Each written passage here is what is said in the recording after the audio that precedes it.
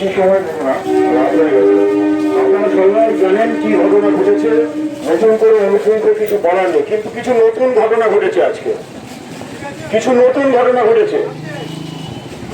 10 তারিখ থেকে লাগাতার যে ঘটনাগুলো ঘটে চলেছে, সাধারণ মানুষ যেভাবে তার উপর যে নির্যাতন হয়েছে, যে নির্মম ভাবে তাকে মারা হয়েছে, যেভাবে তাকে ধর্ষণ করা হয়েছে, তার বিরুদ্ধে যে অন্যায় ক্রমাগত সাধিত হয়ে চলেছে, তার বিরুদ্ধে আমরা লড়াই করে চলেছি। কিন্তু আজ থেকে শুরু হলো সেই লড়াইকে ভুলিয়ে দেওয়ার লড়াই। আজকে দুটো অশুভ শক্তি, আমরা মনে করি এই ব্যাপারটা কখনোই কোন বিচ্ছিন্ন ঘটনা নয়, অত্যন্ত পরিকল্পিত ভাবে তিলোত্তমার ঘটনা থেকে, তিলোত্তমার বিচারের আন্দোলন থেকে একটা গদি দখলের লড়াই এটাকে পরিণত করা হচ্ছে। ধিক্কার, ধিক্কার, ধিক্কার, ধিক্কার, ধিক্কার, ধিক্কার, ধিক্কার, ধিক্কার, ধিক্কার, ধিক্কার, ধিক্কার। ধিক্কার, ধিক্কার। কিন্তু পশ্চিমবঙ্গের মানুষ এত সহজে ছেড়ে দেবে না। এই বাংলা ভারতবর্ষের মধ্যে শুধু নয়, এই উপমহাদেশের মধ্যে প্রথম রেনেসাঁ দেখেছে এই বাংলা।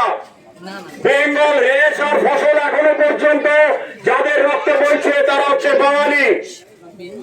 এই বেঙ্গল রেনেসাঁর পরে এত বছর বাদে এই যে প্রথম একটা আন্দোলন কন্টিনিউয়াস চলছে, সকাল বিকাল দুপুর প্রত্যেক কটা রাস্তার মোড়ে, প্রত্যেক কটা ঘরে ঘরে পর্যন্ত যে আন্দোলন চলছে, আমি মনে করি না যারা আপনারা ঘরের মধ্যে রয়েছেন তারা এই আন্দোলনের বাইরে। কেউ রাস্তায় নামবে, কেউ রাস্তায় নামবে না, কিন্তু মনের মধ্যে যে ভীতি ভীতি আগুন, সেটাকে জ্বালিয়ে রাখতে হবে। যতদিন না আমাদের ঘরের মেয়ে বিচার পায়। আমরা যখন পার্কশিট হয়েছিল তখন আমরা নীরব ছিলাম, তখন ভাবিনি কেউ। আমরা সবাই ভেবেছিলাম ওটা পরের ঘরের ঘটনা। যখন কামদুনি হয়েছিল, একটা জলজ্যান্ত মেয়ের 2 পা ধরে ছিঁড়ে ফেলা হয়েছিল, আমরা সবাই ভেবেছিলাম ওটা অন্যের ঘরের ঘটনা। কিন্তু আজকে দিনে দাঁড়িয়ে আমার আপনার ঘর থেকে, একটা সাধারণ মধ্যবিত্ত ঘর থেকে উঠে আসা একটা লেখাপড়ায় ভালো, একটা উজ্জ্বল ভবিষ্যতের মেয়েকে তাকে নির্মম ভাবে ধর্ষণ করে হত্যা করা হয়েছে। এমনকি তার ধর্ষণস্থলের সমস্ত এভিডেন্স যাতে নষ্ট করা যায় তার চেষ্টা করা হয়েছে। এর থেকে ন্যাক্কারজনক ঘটনা হয় না। আমাদের গোটা বাংলার মাথা হেট করে দিয়েছে গোটা পৃথিবীর কাছে।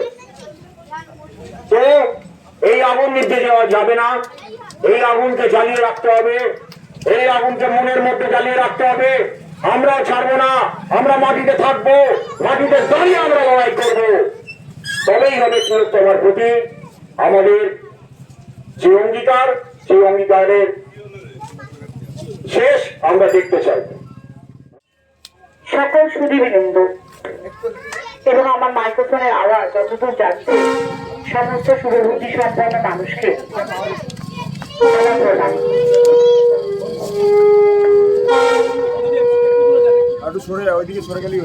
আমরা কেন এখানে সবাই এসেছি সেটা আমরা বলার অপেক্ষা রাখে না আমাদের, তারপরও আমাদের বলতে হচ্ছে।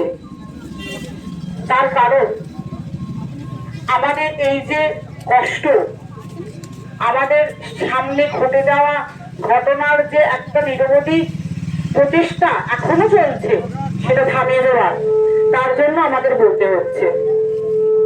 স্কুলের প্রত্যেকটা বিদ্যালয়ে বেশ কিছু প্রধান শিক্ষক, প্রত্যেকটা বলবো না, বেশ কিছু বিদ্যালয়ের প্রধান শিক্ষক মিলেও একটা আন্দোলন সংগঠিত করেছে। কারণ বলা হচ্ছে স্কুলের ইউনিফর্মে প্রতিবাদ করতে কেউ পারবে না। সত্যি আমাদের রাষ্ট্র আমাদের সঙ্গে যে আচরণ করে চলেছে, এই কারণে আমাদের কথাটা বলছি। তার কারণ আমি একটি মেয়ের সঙ্গে যে আচরণ হয়ে গেল এবং আরো আরো অনেক মেয়ের সঙ্গে যে আচরণ হচ্ছে, আমি শুধুমাত্র তার প্রতীকী। আমরা মেয়েরা ছোট থেকে বড় হয়ে এটা শুনে যে আমাদেরকে অনেক কিছু সামলে অনেকের থেকে নিরাপদে বাঁচিয়ে নিয়ে চলতে হবে, কিন্তু অন্ততপক্ষে এটা আমাদের জানা ছিল না যে আমাদের বাড়ির অভিভাবকের কাছ থেকেও আমাদের নিরাপদে বাঁচিয়ে নিয়ে চলতে হবে। বর্তমান সরকার শাসক আমাদের সেটা শিখিয়েছে যে আমরা আমাদের অভিভাবকের থেকেও নিরাপদ নই, আর তাই জন্যই আমাদের এত প্রতিবাদ। তিলোত্তমাকে আমরা বিচার এনে দিতে পারবো তখনই যখন আমরা রাস্তায় থাকবো, সেটা 12 বছরের মেয়েই হোক, 22 বছরের যুবতী হোক, আর 62 বছরের প্রৌঢ়াই হোক, আমাদেরকে রাস্তায় থাকতে হবে। আমাদেরকে বুকে আগুন জ্বালিয়ে নিয়ে চলতে হবে যে যতদিন পর্যন্ত আমরা এই ঘৃণ্য অপরাধের বিচার না পাই, আমরা যতদিন না সুরক্ষিত হই, ততদিন আমাদের রাস্তায় নেমেই আন্দোলন করতে হবে। আর আমরা যদি ঘরে শিখিয়ে যাই, তাহলে শাসক ভয় পাওয়া বন্ধ করবে। শাসক কিন্তু সেই অপেক্ষাতেই আছে, কবে আমরা ক্লান্ত হয়ে যাব, কবে আমরা বাড়িতে শিখিয়ে যাব। আমাদের প্রত্যেকটা রাত 14 তারিখের রাতের মতো কম্পন ধরাতে হবে শাসকের বুকে যে আমরা রাস্তাতেই আছি, আমাদের বিচার চাই। মহামান্য সুপ্রিম কোর্টের কাছে আমাদের এটা আবেদন যে আমরা রাস্তায় আছি, আমাদের বিচার চাই। আমরা যদি রাস্তায় না থাকি, এই বিচার প্রক্রিয়া আস্তে আস্তে শিথিল হয়ে যাবে, শাসক নিজেদেরকে ঠিক আড়াল করে নেবে এবং একটা আমাদের কাছে একটা চোখের কাছে একটা এমন একটা ভাসমান ছায়া এনে নেবে যে তাতে মনে হবে বিচার হয়ে গেল, কিন্তু কিছুই হলো না। তাই আমাদের সন্তানদের আমাদের আগামী প্রজন্মকে যদি একটা সুস্থ সুন্দর জীবন দিতে হয় আমাদেরকে, তাহলে আমাদের রাস্তাতেই থাকতে হবে, আমাদের এই বুকে আগুন জ্বালিয়ে নিয়েই চলতে হবে। এই কবিতা ঢাকার জন্য, রংপুরের জন্য, কামদুনির জন্য, হাথরসের জন্য, আর্জি করার জন্য, আমি রাজেশ, সব মনে রাখা হবে। তোমাদের লাঠি আর গুলিতে মরেছে আমার যে সাথীরা, তাদের স্মৃতি বুকে ধরে মন খারাপেই থাকা হবে। সব মনে রাখা হবে, সব কিছু মনে রাখা হবে। তোমরা ক্ষমতার জোরে মিথ্যে লিখবে আমি জানি, তোমরা ক্ষমতার জোরে মিথ্যে লিখবে আমি জানি। প্রয়োজন হলে নিজের রক্ত দিয়েই না হয় সত্যিগুলোকে ঠিক লিখে রাখা হবে। সব মনে রাখা হবে, সবকিছু মনে রাখা হবে। দিনে দুপুরে মোবাইল, টেলিফোন, ইন্টারনেট বন্ধ করে, অমানিসার শৈত্যমরা শহরকে অন্ধ করে হাতুড়ি হাতে আচম্বিতে আমার ঘরে ঢুকে আসা, আমার অল্পের চেয়ে ছোট্ট জীবনকে মারার পরেও, আমার সহায় সম্বলহীন হৃদয়কে চৌরাস্তায় দাঁড়িয়ে মারার পরেও উদাসীন ভিড়ে দাঁড়িয়ে তোমার মুচকি হাসা, সব মনে রাখা হবে, সবকিছু মনে রাখা হবে। দিনের বেলায় মধুর ভাষণ, পর খাওয়া, সব ঠিক আছে, বলতে গিয়ে একটু পিছিয়ে যাওয়া।